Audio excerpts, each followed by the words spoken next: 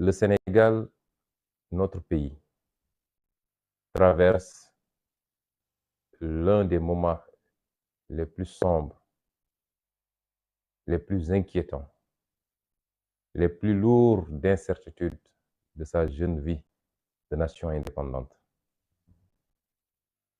Depuis quelques années, les événements malheureux et douloureux se sont succédés à un rythme effrayant, avec leur lot de morts, d'emprisonnement arbitraire, d'assassinat, j'allais dire, d'emprisonnement arbitraire, de blessés, mais également de dégâts matériels. Tout ceci, chers compatriotes, est dû exclusivement à la boulimie de pouvoir d'un homme et d'un seul,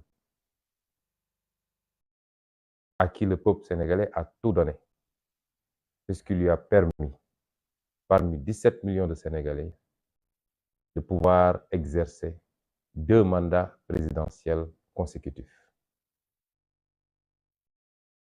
C'est dit à la boulimie du pouvoir de cet homme, qui ne lésine sur aucun moyen illégal pour réprimer son peuple. Instrumentalisation de la justice ou de quelques magistrats pour procéder à des arrestations arbitraires et en masse. Usage excessif de la force régalienne par les forces de défense et de sécurité, la police et la gendarmerie, mais plus inquiétant encore, par des milices privées à la solde du régime et directement, certainement, de la présidence de la République. Ce qui nous a amené à une situation de quasi-chaos. 29 jeunes Sénégalais ont perdu la vie récemment, exécutés à bout portant par des tirs provenant des forces de défense et de sécurité, et certainement également des milices qui sont devenues des supplétifs des forces de défense et de sécurité. Je voudrais commencer ce propos par présenter mes condoléances aux familles des victimes. Je suis extrêmement attristé, et tous ceux qui sont autour de moi avec, nous sommes extrêmement attristés de cette situation, profondément.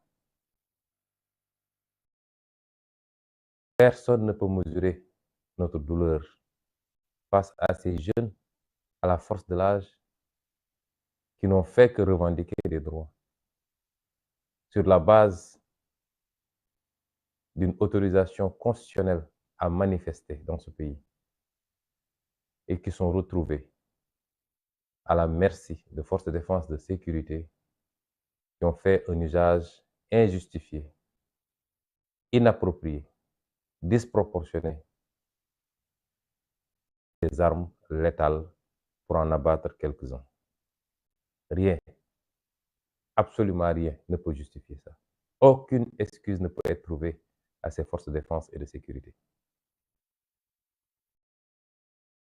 Je suis profondément attristé et je présente une fois de plus mes condoléances à mon nom, au nom du parti dont je suis le président, au nom des millions et des millions de Sénégalais, tous meurtris par cette situation, à ces familles éplorées, et leur dire que nous partageons votre douleur.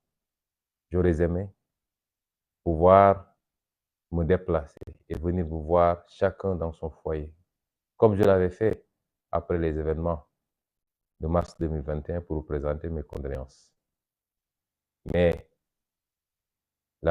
ma mise sous résidence surveillée, sur des bases totalement illégales également, ou sans aucune base légale, ne me permet pas, pour l'instant, de vaquer à ces occupations et de pouvoir venir vous rendre visite.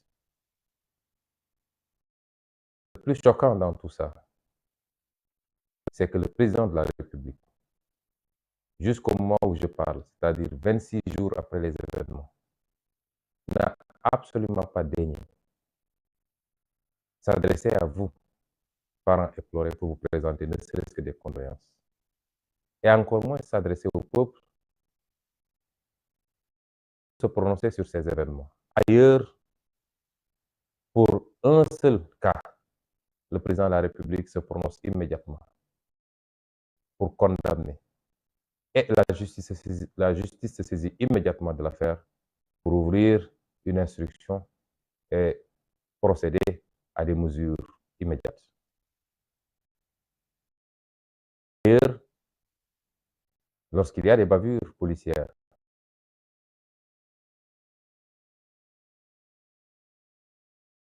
si on ne parle pas de bavure, on parle d'assassinat prémédité par des forces de défense et de sécurité, devenu une milice entre les mains d'un président de la République pour exécuter froidement le peuple sénégalais. Ailleurs, pour des cas de bavure, en Amérique, en Europe, la réaction du président de la République aurait été immédiate. Ce serait trop demandé que de s'adresser à ce peuple pour présenter ses condoléances, s'adresser à des familles éplorées pour présenter des condoléances, mais prendre des mesures immédiates pour que plus jamais cela ne se reproduise. Je veux également formuler une pensée pour tous ceux qui ont été... À tous ceux-là, je formule une pensée et je leur souhaite un prompt rétablissement. Je voudrais enfin également formuler la même pensée solidaire pour ces centaines et ces centaines de frères et de sœurs.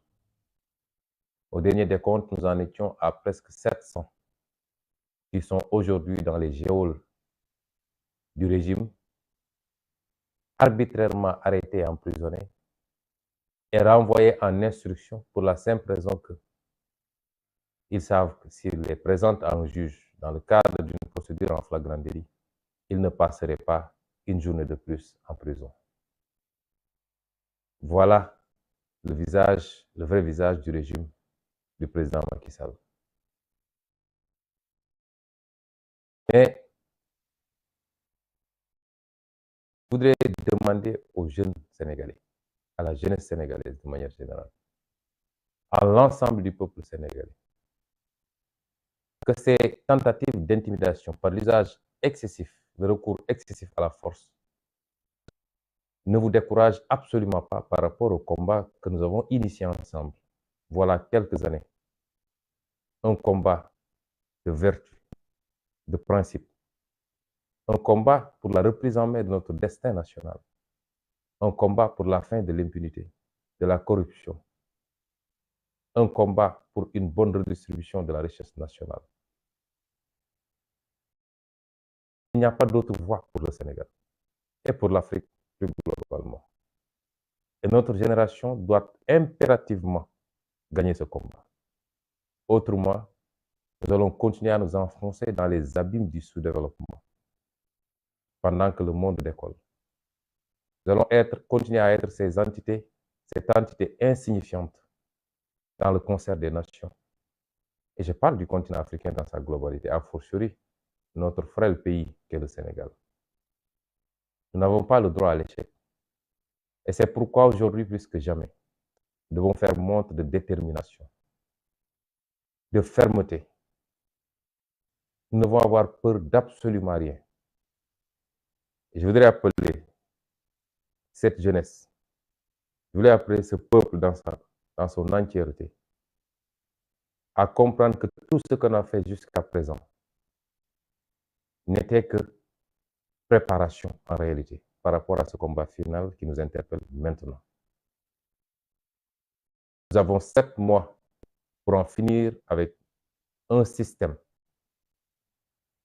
qui a compromis toutes nos chances de progrès et de développement, de l'indépendance à maintenant. Nous avons 7 mois pour reprendre notre destin en main. Nous ne le faisons pas pour nous. Nous ne le faisons pas pour nous-mêmes. Nous le devons à nos enfants et nos petits-enfants. Et c'est pourquoi, impérativement, nous devons remporter cette dernière bataille, puisque jusqu'à présent, nous avons remporté toutes les batailles. Ce n'est pas le moment de flancher, d'hésiter ou de lâcher. N'ayez crainte mais absolument pas de quoi que ce soit. Je puis vous rassurer que la méthode du régime actuel a atteint ses limites. Une méthode faite de violence et de répression. Puisque les dernières en date ont permis au monde entier de découvrir le vrai visage du régime de Macky Sall. Et que des comptes lui sont demandés, lui sont réclamés de partout du monde. De toutes les instances, bilatérales comme multilatérales. Vous avez vu la réaction de la communauté internationale par rapport à ce qui s'est passé récemment au Sénégal. Toutes les instances, multilatérales ou bilatérales, ont formulé des communiqués, se sont inquiétées de la situation au Sénégal. Et certaines sont allées jusqu'à demander des comptes et même l'ouverture d'une enquête internationale indépendante. Vous savez que le régime actuel, jusqu'à présent, avait gagné ce combat de la communication vis-à-vis du reste du monde et avait fait le tour du monde pour essayer de nous faire apparaître comme des acteurs politiques violents qui ne respecteraient pas les institutions et qui voudraient de manière violente, ils n'ont même pas hésité à nous qualifier de terroristes, de salafistes, ce qui est un écart et un abus dangereux, puisque je rappelle que en matière diplomatique, il y a les 4 amis traditionnels du Sénégal, parmi lesquels le Maroc, l'Arabie Saoudite, la France et les États-Unis d'Amérique. Et que l'un de ses partenaires privilégiés du Sénégal a bâti son régime sur la base de cette philosophie. Mais s'attaquer à tout va, aller jusqu'au Parlement européen pour essayer de dépeindre l'opposition, et particulièrement le PASTEF, comme un parti terroriste, violent, ce n'est pas la première fois. Et jusqu'à présent, nous leur avions laissé ce terrain, ce qui avait fait apparaître, ce qui nous avait fait paraître aux yeux de beaucoup d'acteurs sur l'international.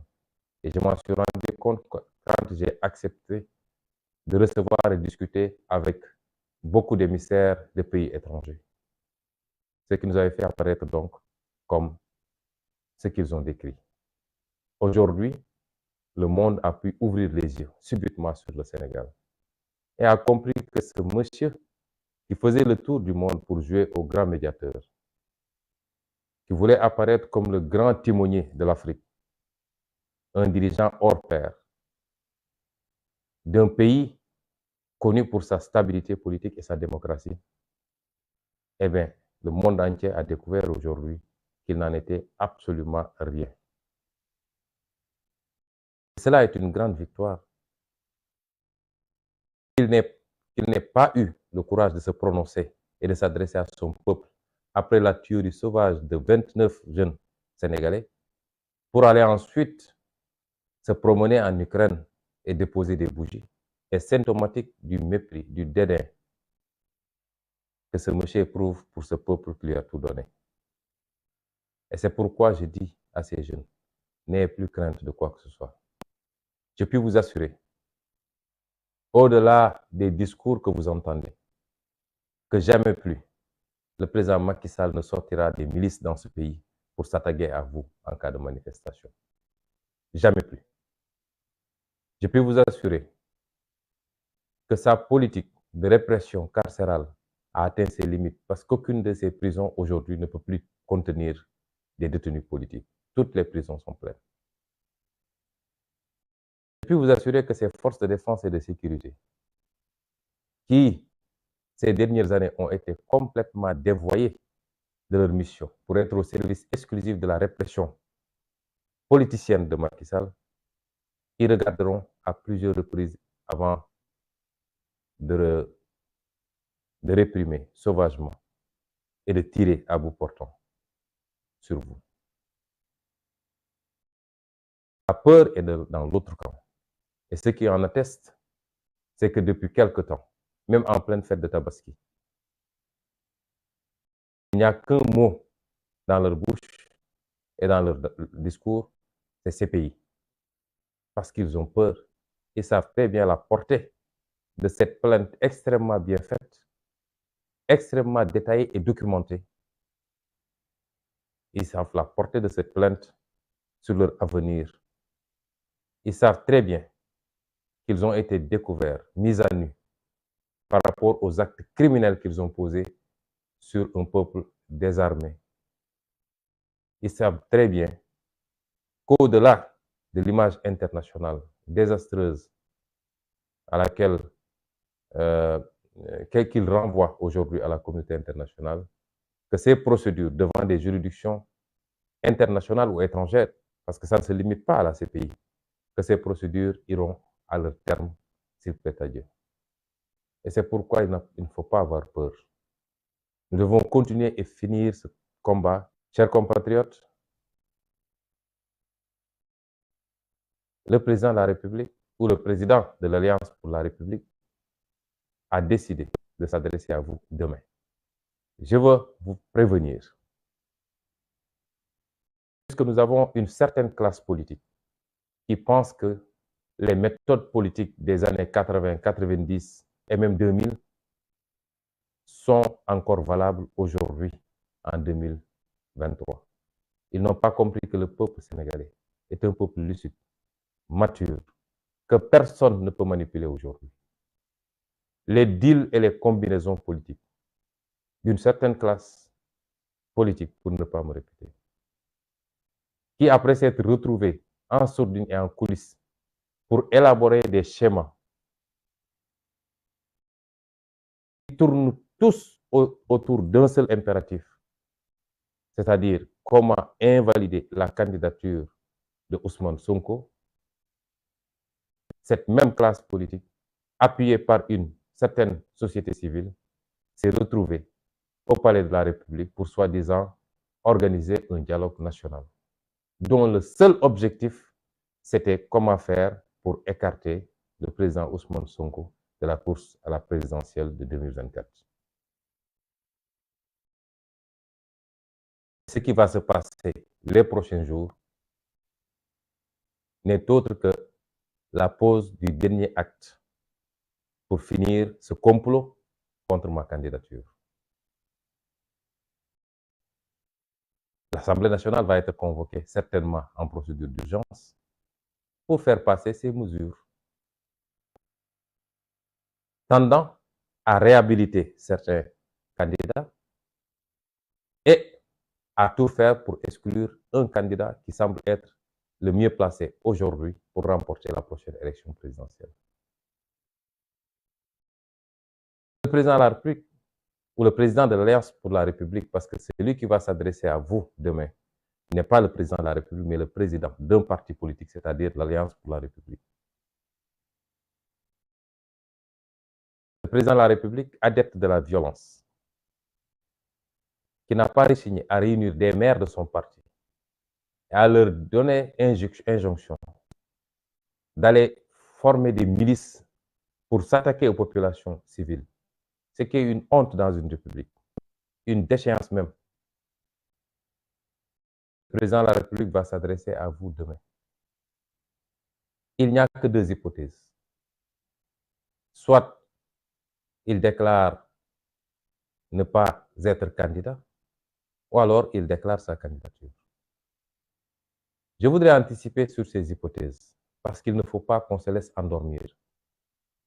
Je le dis et je le réitère, c'est le prolongement d'un complot exclusivement pour écarter un candidat dont le système, dans toutes ses composantes, le système, dans toutes ses composantes, elles ne sont pas seulement politiques, ne veut pas aujourd'hui. Mais c'est une velléité d'écarter un candidat dont l'écrasante majorité des Sénégalais veulent. Il vous dira qu'il n'est pas candidat ou qu'il est candidat. Dans le premier schéma, l'objectif serait d'isoler totalement Ousmane Sonko et son parti. Parce que dès lors qu'il déclarera ne pas être candidat, dans sa conception des choses, ça lui donne la possibilité de relancer la persécution et l'exécution contre Ousmane Sonko et son parti politique. Puisque les gens, une bonne partie de ceux qui aujourd'hui sont dans la résistance, une certaine partie de ces gens-là, qui professent tous les jours que sa seule préoccupation, c'est le troisième mandat, sortiraient immédiatement du combat de principe que nous sommes en train de mener.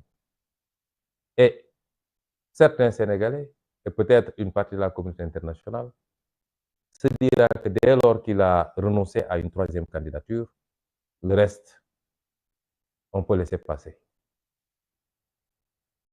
Et c'est cela le but de la manœuvre. Et ça passera par la relance de la machine judiciaire contre ma personne et une tentative d'exécution physique sur ma liberté en tout cas et politique sur ma candidature. Je voudrais dire aux Sénégalais que cela n'est pas acceptable. On a tendance à dire que le peuple sénégalais jusqu'à présent n'a jamais choisi, il a plutôt sanctionné. Nous avons une occasion unique de choisir. Tous les candidats qui remplissent les conditions, je ne parle pas des manigances judiciaires pour écarter un candidat, mais tous les candidats qui remplissent ces conditions doivent pouvoir aller à ces élections et laisser au peuple sénégalais et uniquement au peuple sénégalais le choix de choisir leur président de la République dans des conditions de paix, de stabilité, de transparence et de fair play pour tous les candidats. Et c'est pourquoi il n'est pas acceptable que toute cette machine soit mise en branle, que tous ces complots soient fomentés exclusivement pour écarter ma candidature. Quant à ma liberté, je voudrais rassurer tous les Sénégalais. Le président Macky Sall n'a aucune base légale pour m'arrêter et m'emprisonner. Il n'y en a pas. Ils ont prétendu avoir fait un jugement vicié de bout en bout, avec un juge complètement aplati qu'ils sont allés chercher à Oussouye, qui est apparenté à l'un des plus farouches faucons autour du président Macky Sall. Un juge qui, en l'espace de 2 mois, a été mêlé à 2 de mes dossiers, avec des positions que tout le monde connaît. Dans le premier dossier en diffamation, il était le seul parmi les 3 juges à réclamer une peine d'emprisonnement ferme.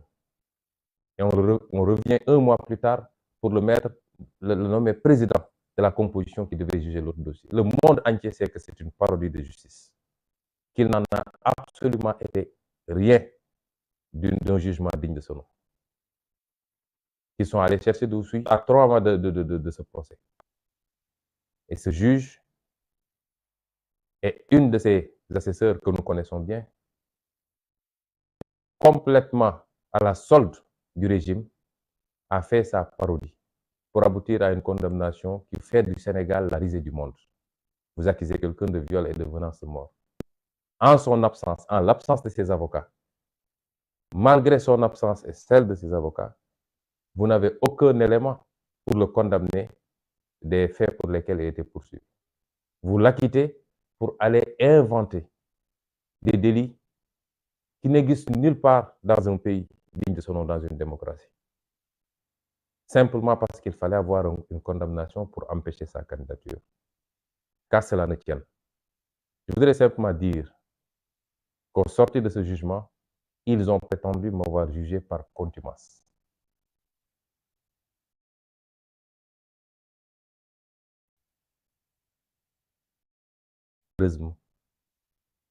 Parce qu'aujourd'hui, le jugement par contumace, c'est comme s'il n'y avait pas eu de jugement. On juge par contumace lorsque l'accusé a disparu, on ne peut le trouver nulle part, et on dit, ne serait-ce que pour préserver les délais de prescription, on va faire un jugement par contumace. Est-ce que j'avais disparu? J'étais sur le territoire sénégalais. J'étais localisé quelque part, identifié. Je sortais faire mes déclarations.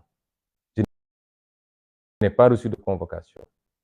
Je n'ai reçu aucune convocation pour venir répondre à un procès. Mais qu'à cela tienne toujours, qu'à cela ne tienne, l'État a dit, et je vais vous lire textuellement ce que l'article 341 du Code de procédure pénale a dit. Je veux qu'on m'écoute bien. Si les accusés jugés par contumace se constituent ou s'ils viennent à être arrêtés avant les délais de prescription, s'ils se constituent, c'est l'initiative de dire qu'ils viennent m'arrêter, ce qui est probablement ce qu'ils projettent après sa déclaration de demain. La loi dit, dans ces deux cas, l'arrêt de condamnation est anéanti de plein droit. Et il est procédé à nouveau dans les formes ordinaires, à moins que le contumax déclare expressément, dans un délai de 10 jours, acquiescer la condamnation. L'arrêt de condamnation est anéanti de plein droit. Ça veut dire que si je me constitue demain, ou si ils prennent l'initiative de venir m'arrêter, s'ils m'arrêtent à 8 heures, ils doivent me libérer à 10 heures. Parce que l'arrêt est anéanti. Il n'y a pas de condamnation. Vous ne pouvez pas retenir quelqu'un qui n'est pas condamné. La peine est anéantie. Vous ne pouvez pas retenir quelqu'un s'il n'y a pas de peine. Immédiatement, ils doivent procéder à ma libération. Et ceci est d'autant plus vrai que quand les dispositions de l'article 341 renvoient en disant qu'il doit être procédé dans les formes ordinaires, l'arrêt et tous les actes qui tournent autour de l'arrêt ayant été anéantis, cela veut dire qu'on revient à la situation ante à partir du moment où l'ordonnance de renvoi a été faite. On est dans cette situation-là. J'ai été placé sous contrôle judiciaire. Personne aujourd'hui ne peut révoquer ce contrôle judiciaire parce que le juge d'instruction qui m'a placé sous contrôle judiciaire est désormais dessaisi du dossier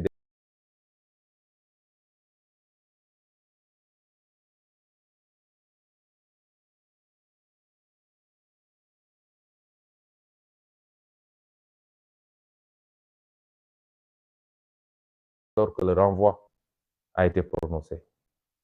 Le procureur n'est pas habilité à prononcer un mandat d'arrêt et le président du tribunal est le seul habilité à le prononcer, mais seulement lorsque le procès et la date du procès est retenue et 3 jours avant le procès, si je me présente à l'audience, je répète,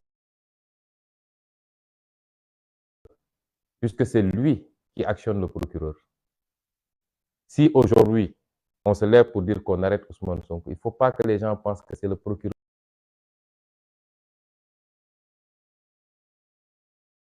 Non, c'est le président Macky Sall lui-même qui aura décidé de procéder à l'arrestation d'Ousmane Sonko. Je dis aux Sénégalais que s'il m'arrête à 8 heures, maximum situation, on serait dans une détention arbitraire, comme ils ont l'habitude d'essayer de le faire depuis mars 2021, le 3 mars 2021, lorsqu'ils m'ont illégalement arrêté sur la route du tribunal. Et dans ces schémas-là, j'appelle tout le peuple sénégalais à se lever comme un seul homme et à sortir massivement au nom du droit à la résistance, dont j'ai toutes ses composantes, à se lever massivement, à sortir. Et cette fois-ci, à en finir avec ce régime criminel qui ne respecte absolument ni la loi ni le droit, qui piétine les institutions et qui n'attend que pour le dessein de son tenant, qui est le président Macky Sall. L'autre schéma, c'est que le président Macky Sall déclare sa candidature. Ce qui ouvrirait un front apparemment plus vaste, puisque de l'avis de certains, la candidature du président Macky Sall est l'affaire de tout le peuple sénégalais. Certains pourraient être amenés à penser que la candidature de Sonko est l'affaire de Pastef, ce qui n'est pas le cas. Parce qu'aucun parti n'élit un président de la République. Aujourd'hui, les Sénégalais qui veulent de la candidature d'Ousmane Sonko et qui sont prêts à voter pour Ousmane Sonko, qui sont des milliers, voire des millions, ne sont pas tous de notre parti politique. Ils peuvent être des sympathisants. Mais c'est une question de principe.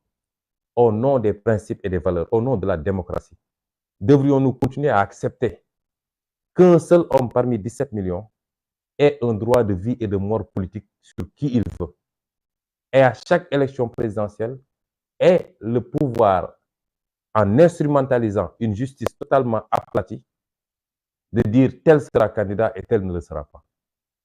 Et c'est pourquoi ce combat n'est pas le combat de Pastef, encore moins de Ousmane Sonko. C'est un combat de tout le peuple sénégalais. Mais dans cette seconde hypothèse où le président Macky Sall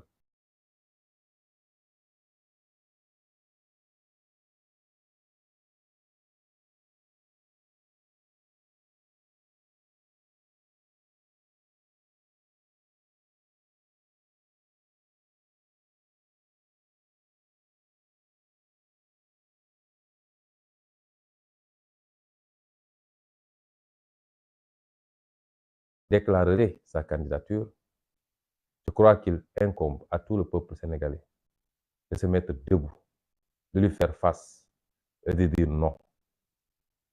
Dans tous les schémas, le premier comme le second, nous avons l'obligation historique d'abréger, d'en finir avec ces méthodes de nos sursauts nationaux. Si je pouvais avoir un terme plus fort que le gatsa-gatsa, je l'aurais utilisé en ces circonstances. Les jours et les semaines à venir seront cruciaux pour notre avenir. Il ne dépend que de nous, soit d'affronter notre destin, ou de baisser les bras et de laisser Macky Sall et son clan dérouler selon leur plan machiavélique. J'appelle le peuple sénégalais encore une fois à se mettre debout pour dire non. Et j'en profiterai pour lancer un certain nombre d'appels. Je lancerai d'abord un appel à notre armée, notre vaillante armée nationale. Il y a un corps qui fait l'unanimité dans ce pays, c'est l'armée nationale sénégalaise. S'il y a un corps qui n'est jamais contesté ni critiqué, c'est l'armée nationale sénégalaise. Ceci est le fruit d'une tradition, d'une attitude, d'un comportement, certes loyaux, mais fondamentalement républicain. L'armée nationale a toujours été du côté du peuple sénégalais. C'est pourquoi le peuple sénégalais est fier de son armée. Tant que vous êtes dans des tranchées en train de vous battre pour conserver, préserver l'intégrité nationale, vous êtes nos héros. Et vous avez notre soutien à tous, sans exclusive. Tant que vous êtes sur des théâtres d'opérations internationaux où vous défendez les couleurs du Sénégal, vous faites notre fierté. Mais n'acceptez pas qu'on vous implique dans le jeu politique intérieur. Ce n'est pas le rôle de l'armée nationale. Rappelez-vous de l'attitude, de la posture hautement républicaine de défense des intérêts du peuple du général Jean-Alfred Diallo quand il était à la tête de l'armée, après les événements ou au moment des événements de mai 68. Sa fameuse lettre adressée au président Senghor, où il lui intimait même l'ordre de ne pas mater le peuple, de revoir la taille de son gouvernement, de nommer des technocrates qui soient au service du peuple. C'est cela qui est attendu d'une armée républicaine, d'une armée du peuple sénégalais. Vous n'êtes pas une armée de Macky Sall. C'est le peuple sénégalais qui vous équipe, qui vous arme, qui vous paye vos salaires, qui vous paye vos uniformes. Ce que vous devez, vous le devez au peuple sénégalais. Aux dirigeants actuels de l'armée, je rappelle que vous avez un lourd héritage. Et l'histoire vous regarde et vous jugera. N'acceptez pas que le président Macky Sall, après avoir avili tous les segments, la justice, la fonction, la haute administration, tous les segments, qu'il s'en prenne cette fois-ci à l'armée pour faire jouer un rôle qui n'est pas le vôtre. Si je dis cela, c'est parce qu'on a remarqué depuis quelque temps que pour une quelconque manifestation, c'est l'armée nationale qui est sortie, mobilisée dans les rues et les ruelles de Dakar. Ce n'est pas le rôle de l'armée nationale. Aujourd'hui, en France, il y a des manifestations d'une extrême violence. On n'a pas encore vu l'armée nationale dans les 4 coins de Paris. Si c'est pour intimider les manifestants, ce n'est pas votre rôle. Certes, ma conviction demeure que jamais cette armée nationale ne tirera sur le peuple sénégalais. Mais elle n'a pas vocation également à intimider les manifestants en sortant. Au surplus, l'armée nationale n'est pas outillée pour le maintien de l'ordre. Si on vous fait sortir pour garder des bâtiments publics, des lieux de pouvoir, mais de plus en plus même des magasins de grande distribution. Si aujourd'hui les jeunes fonçaient sur ces locaux, qu'allez-vous faire? Ouvrir le feu sur ces jeunes? Puisque vous n'avez pas des outils de maintien de l'ordre, vous n'avez pas de grenades lacrymogènes, vous n'êtes pas formé pour le maintien de l'ordre. Je considère que vous devez être à tout moment du côté du peuple sénégalais et laisser le jeu politique se faire naturellement. Le jeu politique en démocratie, c'est un jeu électoral. C'est un jeu du débat politique, du débat d'idées. Mais lorsque une des parties foule du pied toutes ces règles pour détourner toutes les institutions et écarter les adversaires politiques, mater le peuple sénégalais, le jeu politique se prolonge sur un autre terrain, c'est-à-dire le terrain de la résistance qui est un droit constitutionnel. Si la majorité du peuple se lève pour résister et prend le dessus sur les forces de maintien de l'ordre traditionnel, même si cette majorité du peuple voulait marcher sur le palais, l'armée ne doit pas l'en empêcher, mais doit plutôt l'accompagner. Parce que c'est la souveraineté nationale qui se sera exprimée. La souveraineté n'appartenant qu'au peuple, lorsque la majorité du peuple ne se reconnaît plus dans un régime et qu'il le démontre de cette manière, l'armée nationale doit être du côté du peuple. J'en appelle donc à cette armée nationale. Vous faites notre fierté. Nous voulons que vous continuiez à être ce corps qui est au-dessus de la mêlée, qui n'est là que pour le peuple sénégalais et qui va continuer à faire notre fierté.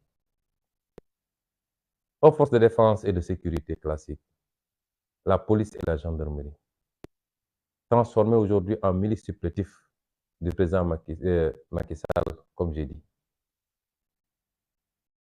Je voudrais les amener à revenir à la raison. Parce qu'ils n'ont pas été formés, outillés pour devenir des assassins. Et c'est ce que Macky Sall est en train de faire, de les transformer en assassins, en meurtriers.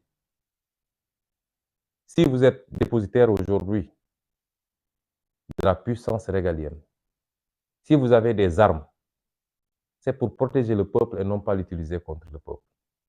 Mais pire encore, je voudrais que vous compreniez que lorsque les choses vont dégénérer, vous serez les seuls à vous retrouver devant des tribunaux nationaux ou internationaux.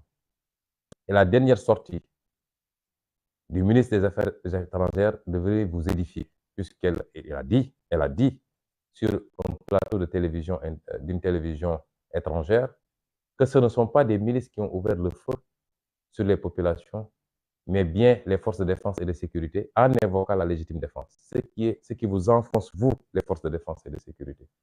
Comment on peut invoquer la légitime défense lorsque vous faites face à des populations désarmées qui n'ont que des pierres entre leurs mains? La légitime défense, et celle qui a dit ça, c'est très bien ce qu'il disait, puisqu'elle est avocate. Mais elle le fait exprès, parce qu'elle est politicienne, elle essaie de se laver à grande eau. Elle, son président, leur gouvernement, pour vous désigner, vous, comme les seuls responsables de cette tuerie. Parce qu'elle sait très bien qu'en droit, pour qu'il y ait légitime défense, il faut qu'il y ait une menace proportionnelle. Une légitime défense qui a coûté la vie à quelqu'un, il aurait fallu que votre vie soit menacée. Mais tirer à bout portant des manifestants qui se trouvent à 50 mètres, 100 mètres, 200 mètres de vous, avec des pierres, ce n'est pas de la légitime défense. Il faut que la riposte soit proportionnelle à la menace. Et tout le monde sait qu'elle n'a pas été proportionnelle. En le disant, elle vous enfonce. Et c'est un élément de plus qui a été ajouté au dossier de la CPI. Si vous voulez continuer à jouer les Rambo pour Macky Sall, à tirer sur vos populations, le peuple sénégalais, l'histoire nous départagera, mais vous serez seuls à rendre compte et ça ne se passera pas bien, je puis vous en assurer. Redevenez des citoyens sénégalais, des patriotes. Comprenez que servir ne veut pas dire devenir des bêtes aveugles qui exécutent des ordres de manière irréfléchie. Ce n'est pas ça servir. Je voudrais enfin lancer un appel également à quelques partenaires internationaux, à des pays amis. D'abord la France. Je ne doute pas que la France soit un pays ami du Sénégal. Il est temps qu'on sache si cette amitié est une amitié dédiée au peuple sénégalais ou bien à une élite corrompue, violente, qui tire et qui tue son peuple. Oui, autant nous saluons l'attitude extrêmement professionnelle des médias français qui, lors des derniers événements, ont pu permettre au monde entier de voir ce qui s'est passé au Sénégal, là où les médias sénégalais n'osaient plus le faire ou ne voulaient plus le faire. Puisque ceux qui le font sont persécutés, leur signal est coupé pour un mois.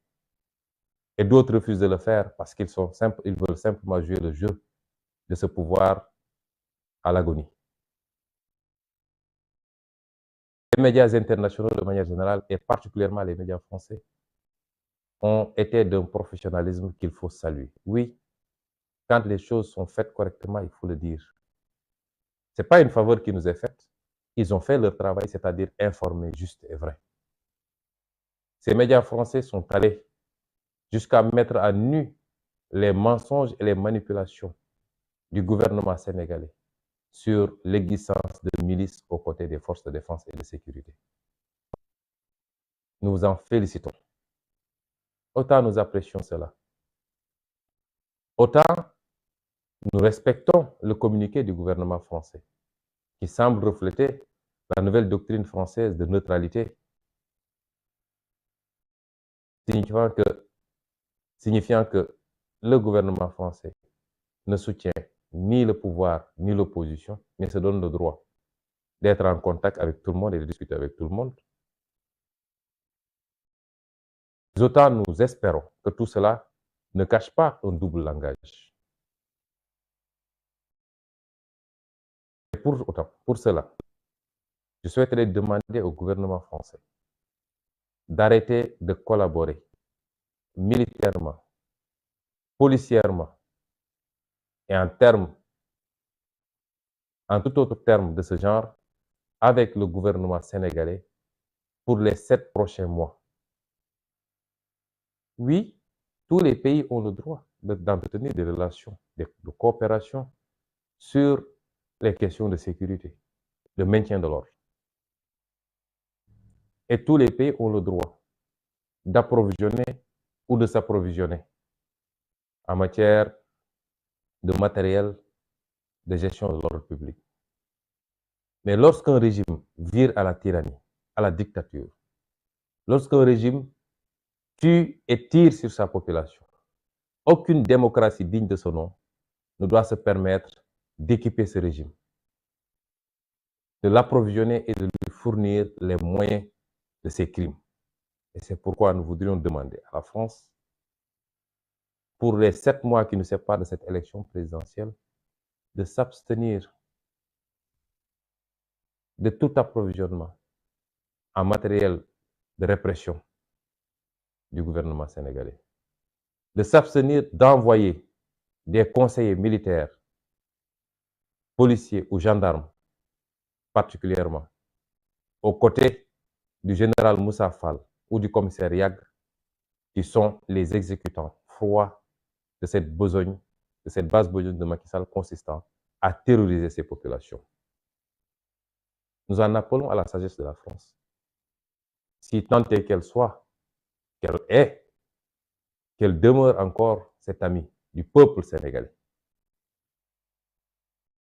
Nous en profitons pour inviter le gouvernement français à rester à l'écoute, à essayer de colmater ces fissures qui tendent à devenir des fractures très profondes, des fissures sociales constatées au niveau de la nation française. De ne pas suivre les sirènes des va-t-en-guerre qui conseillent la répression aveugle. Ce n'est pas la solution. D'être à l'écoute, de discuter.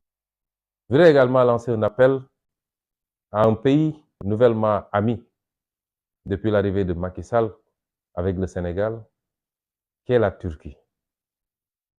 Puisque l'essentiel du dispositif de répression actuellement au Sénégal, les engins roulants lourds, les grenades lacrymogènes, etc., l'essentiel de ce matériel provient de ce pays qui est la Turquie. Je voudrais inviter le président Erdogan à cesser tout approvisionnement en matériel similaire jusqu'à ce que le pays traverse cette zone de turbulence.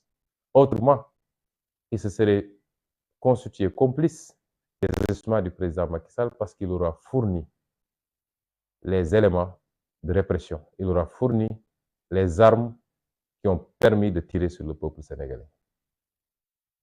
Nous tenons à garder ces relations d'amitié, de cordialité avec tous les partenaires du Sénégal. Et nous invitons tous ces partenaires du Sénégal à accompagner le peuple sénégalais et non pas une poignée de dirigeants assoiffés de pouvoir et de sang. Nous invitons tous les partenaires du Sénégal. Ce que j'ai dit est valable pour tous les partenaires du Sénégal. Nous les invitons à être du côté du peuple sénégalais et non pas de la répression contre le peuple sénégalais. Chers concitoyens, les jours à venir risquent d'être des jours difficiles.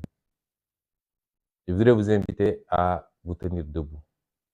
Nous ne devons plus être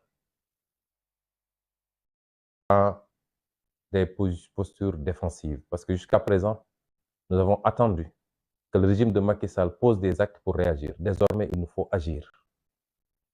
Il nous faut agir pour la libération de nos détenus politiques. Nous devons l'exiger. Nous devons sortir massivement dans les rues les prochains jours pour réclamer la libération de ces otages politiques. Nous devons sortir, faire face au régime de Macky Sall pour que cette détention administrative, qui est un crime en droit international contre ma personne, prenne fin le plus immédiatement possible.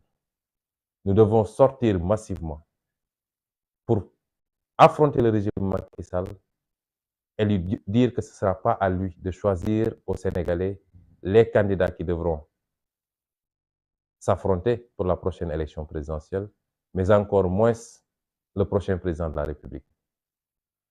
Nous avons autant de raisons de faire face à ce régime agonisant.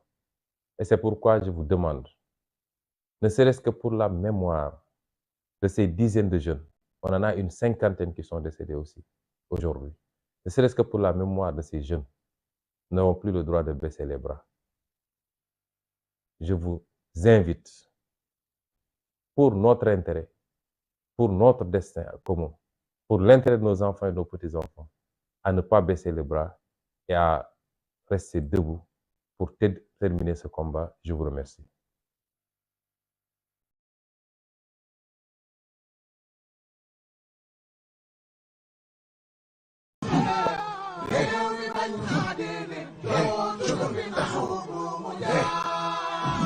réew mi bañ naa dootuñu nangu kenn jaay nu réew mi bañ naa déet réew mi bañ naa déedéet dootuñu fi nangu bu mu jaam